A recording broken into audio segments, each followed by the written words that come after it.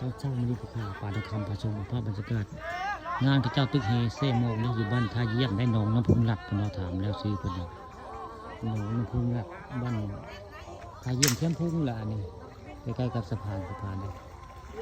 นี่คือภาพบรรยากาศพระเจ้ามาตึกเฮเซโมกละนี่คือ50 บาทพี่น้องเอง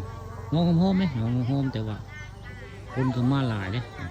นี่คือภาพบรรยากาศตอนเช้าได้ยังบ่ได้โยเบิ่งแล้วนี่พระเจ้ามาพระว่าจะซื้อตามเบิ่งยังบ่ถึงเวลาตามเบิ่งยังบ่ถึงเวลานี่โยได้พระเจ้าโยแล้วก็ได้ป่วยที่เก่าได้โยบ่ได้ป่วยที่เก่าได้ตรงนี้ยังกรรมการเพิ่นยังบ่ให้ยังโยไว้ง่ายนี่เบิ่งแล้วก็คือสิได้ปลาอยู่ดอกนี่น้ำมันตื้นพี่น้องนองกันน้อยๆน้องน้ำพุงหลัดบ้านท่าเยี่ยมแคมป์พุงบ่มีผู้ค้าเอาภาพบรรยากาศงานผ้าปูผ้าปลาบ้านท่าเยี่ยมแคมป์พุงได้ใกล้ๆกับอำเภอตะงอยบ่ไกลจากตะงอยได้แต่ขึ้นอำเภอเมืองได้บ้านท่าเยี่ยมแคมป์พุงอันนี้ผู้ค้าปลาคำปลาชมภาพบรรยากาศงานข้าเจ้าตึกเฮแซ่มองน้องน้ำพุงหลัดบ้านท่าเยี่ยมแคมป์พุงมาให้เบิ่งมาชมได้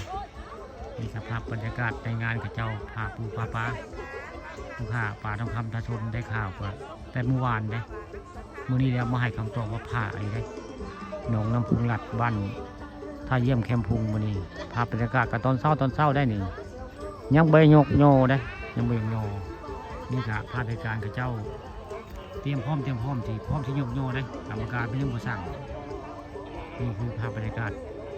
ในงาน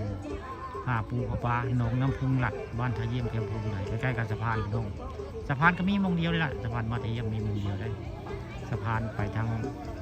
พุ่นแหละบ้านพงปลูนางงวยพุ่นแหละไปทางบางเคนบนสะพานสิ้นมีสะพานได้หมดเลยมีสะพานได้สะพานน้ำพุงบ้านท่าเยี่ยมกรรมการเพิ่งเก็บเงินเก็บคำอยู่ได้